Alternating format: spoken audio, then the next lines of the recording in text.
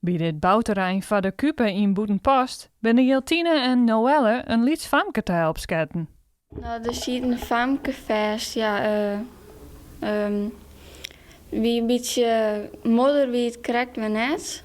Maar drijfzaan ik net. Een beetje klaai wat heel wit is en de wie is in vallen en ze ziet wat vast. En wat dacht je hem toen? Ja, nou die maat we helpen. Dus toen ben we erop overgestapt en toen, toen hadden we eruit hellen en toen zit Jotine vast. Oh, doe ze echt nog vast? Ja, mijn hele squon zit erin vast. Nou, toen ben ik uit de squon gestapt. Toen moest ik dan bij die squon eruit halen met de handen. Je ziet het niet in het drek. Ja. En hoe zagen die span eruit toen? Ja, helemaal, die zitten eronder. En doe je het nog helemaal shit? Nee, minstens kwam weer niet helemaal vies, maar Jotine die krijgt wat meer. Je weet er wat keer erin zagen. Ja.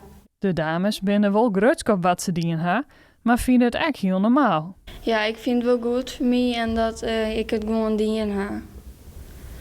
En zoekt het nog een keer doen? Vast wel. En wat vind je? Nou ja, ik vind het wel goed en ja.